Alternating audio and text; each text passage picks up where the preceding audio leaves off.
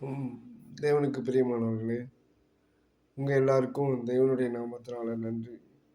2 விஷயம் நான் இன்னைக்கு பேசணும் அப்படின்னு நான் நினைக்கிறேன். என்னன்னா, தேவன் வந்து நம்ம நமக்கு வைத்திருக்கிற ஆசீர்வாதம். அந்த ஆசீர்வாதம் அத நம்ம எப்படி வந்து பெற்றுக்கொள்ள முடியும் அப்படின்னா, தேவன விசுவாசிக்கணும் முதல்ல. விசுவாசிச்சா மட்டும் தான் நம்ம அந்த ஆசீர்வாதத்துக்கு தகுதி உள்ளவங்க. எக்ஸாம்பிள் சொல்லணும்னா, "அவன் நீர்க்கால்களின் ஓரமாய் நடப்பட்டு" தன் காலத்தில் தன் கனியை தந்து அப்படின்னு சொல்லப்படுதுல்ல சங்கீதம் 1ஆம் சங்கீதத்துல. ஸோ அதுக்கான அடிப்படை காரணமே நம்ம தேவனோடு இருக்கிற காரணம் மட்டும்தான். தேவனோடு இருக்கும் பொழுது தேவன் நமக்கு எல்லாவற்றையும் கொடுக்க வல்லவரா இருக்கிறார். நம்ம நினைக்கிறோம் எல்லாருக்குமே கஷ்டம் இருக்கும். உண்மையை சொல்லப்போனா கஷ்டம் இருக்கும், வியாதி இருக்கும், வறுமை இருக்கும்.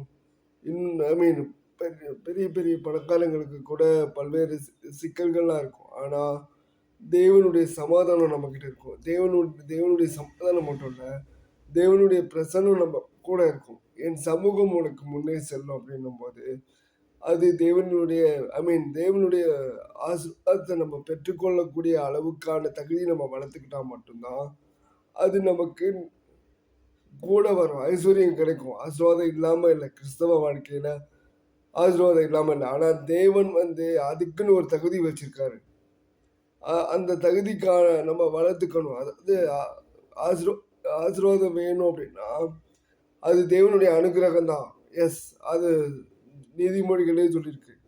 ஆசீர்வாதம் வந்து தேவனுடைய அனுக்கிரகம். ஆனா, அதுக்கு தகுதியா நம்ம வச்சுக்கணும். தட் மீன்ஸ் நம்ம தேவன முழுமனதா பின்பற்றணும்.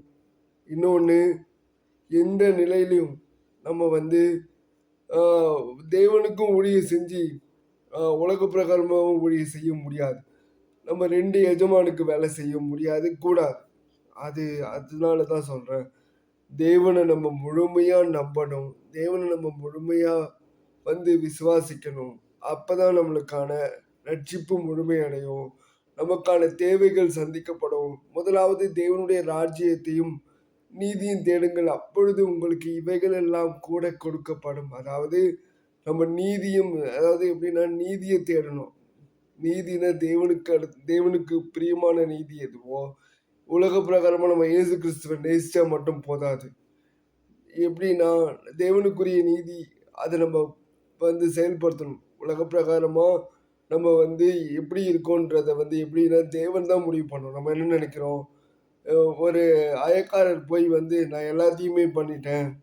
இப்ப நான் என்ன பண்ணணும்னு கேட்கும்போது, அவர் சொல்றாரு, "நீ வந்து உன்னுடைய சொத்த வித்து ஏழைங்களுக்கு குடுத்துட்டு வான்றாரு." ஆனா அவன் அதுக்கு சம்மதிக்கல. அப்படிப்பட்ட ஒரு விஷயம் இங்க இருக்கு. நம்ம வந்து பணத்த தேவனா பார்க்குறோம். அதுவும் நடக்குது. இத ஏன் நான் சொல்றேன்னா, தேவனுக்கு சாட்சியா இருக்கும்போது, நிச்சயமா நமக்கான எல்லாமே கிடைக்கும். இத நானு ஜென்ரலா நான் வந்து இன்னைக்கு கிருபை பத்தி பேச தான் வந்தேன். பட் இன்னைக்கு ஜென்ரலா சில விஷயங்கள் பேசணும் அப்படின்றது எனக்கு முக்கியமா தோணுது. இன்னொன்னு என்னன்னா, நம்ப தேவனுக்கு முன்பாக ம் முக்கியமா உபவாசம் இருக்க உபவாசம் வந்து எப்படி இருக்கணும்னு சொல்லப்படுது. நம்ம தேவைக்கு கண்டிப்பா உபவாசம் தேவை. அது எப்படி இருக்கணும்? நீயோ உன் அறை வீட்டுக்குள் பிரவேசித்து, உன் அறை கதவை பூட்டி, உன் அந்தரங்கத்தில் பார்க்கிற பிதாவின் இடத்தில் வந்து உபவாசம் இருந்தா, அவர் உனக்கு வெளியரங்கமாய் பலனளிப்பார். இவ்வளோ விஷயம் இருக்கு. நான் உண்மையிலேயே நான் சொல்றேன். நான் வந்து அவ்வளோ தேவனுக்கு வந்து அப்படியே வந்து பரிசுத்தமானவன் அப்படின்லாம் நான் சொல்லல. தேவனும் தேவனுக்கும் தெரியும், எனக்கும் தெரியும். ஆனா ஒரு விஷயம் சொல்றேன். எனக்கு நன்மை கிடைச்சிருக்கு. உபவாசம் இருந்து பல்வேறு விஷயங்கள தேவன் என்ன விடுவிச்சிருக்காரு. அந்த அந்த அத வந்து நான் சாட்சியா பகிர்ந்துக்கணும்னு நெனைக்கிறேன். அதனால உபவாசம் இருக்கணும். தேவனோட அதிகமா நம்ம டைம் ஸ்பெண்ட் பண்ணக்கூடிய வாய்ப்ப நம்மளே உருவாக்கணும்.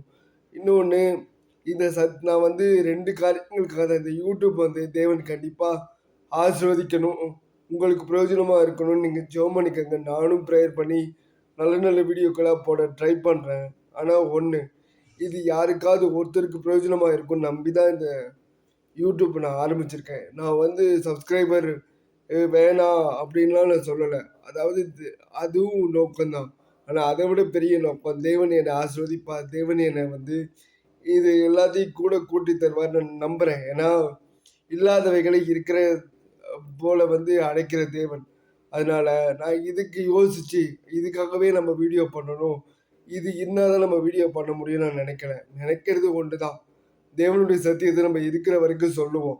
ஏன்னா இது வந்து டிஜிட்டல் மீடியா. நான் இல்லைன்னா கூட இந்த சத்தியம் வந்து அ பல பேருக்கு போகும் நம்புறேன். சாட்சியா ஒருத்தர் ஏன்னா என்னால தேவன் என் மூலமா ஒருத்தர் வந்து தொடப்பட்டு அவங்க ரட்சிக்கப்பட்டாலும், அது எனக்கு வந்து தேவனுடைய பரலோகத்தில மிகப்பெரிய சந்தோஷம் எனக்கு கிடைக்கக்கூடிய இதா இருக்கும்.